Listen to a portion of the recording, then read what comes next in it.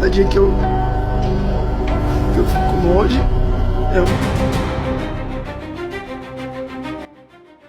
নেইমারের অবসর নিয়ে বিতর্ক যেন থামছেই না, কেননা যেখানে তার চেয়ে সিনিয়র খেলোয়াড়রা মাঠ জুড়ে দাপিয়ে বেড়াচ্ছেন, সেখানে কেন মাত্র 34 বছর বয়সে অবসরে যাচ্ছেন এই ফুটবল প্রেমী?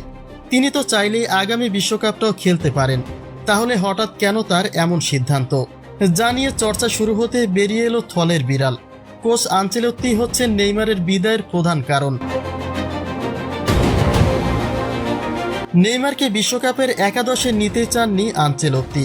তিনি নেইমারকে ছাড়াই বিশ্বকাপের প্রস্তুতি নিয়েছিলেন, কিন্তু দলের সেরা খেলোয়াড়কে না নেওয়া প্রসঙ্গে চাপ বাড়তে থাকলে নেইমারকে একাদশের জায়গা দিয়েছিলেন, এবং তারপরে ম্যাচগুলিতে নেইমারকে দিয়ে তিনি কেমন খেলিয়েছেন সেই গল্প সবারই জানা।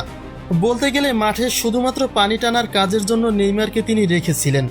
জবাবদিহিতার মুখে যেন পড়তে না হয় সে কারণে দু একটা ম্যাচে হাতে গোনা কয়েকটা মিনিট তিনি নেইমারকে দিয়ে খেলিয়েছেন। পূর্বের ম্যাচগুলি কোনো মতে টেনে হেঁচড়ে জিতে গেলেও সর্বশেষ নরওয়ের বিপক্ষে এক লজ্জাজনক হার নিয়ে বিশ্বকাপ থেকে ছিটকে গেছে 5 স্টারের দল ব্রাজিল। তাদের সুযোগ হয়নি কোয়ার্টারে পৌঁছানোর।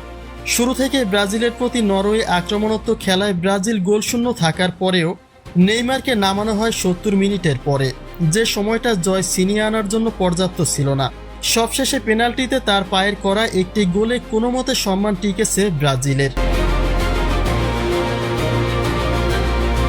বিশ্লেষকরা বলছেন দলের সেরা খেলোয়াড়ের সঙ্গে এ ধরনের আচরণ মেনে নেওয়া যায় না। আনচেলত্তি যা করেছেন সেটা শুধুমাত্র ভুল নয়, তা চরম অন্যায়।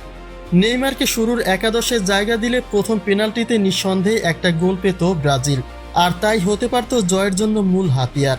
অতএব কোচ শুধু নেইমারকেই অধিকার থেকে বঞ্চিত করেনি, লাঞ্ছিত করেছে গোটা ব্রাজিল সমর্থকদের। বলতে গেলে তা শাস্তিযোগ্য অপরাধ।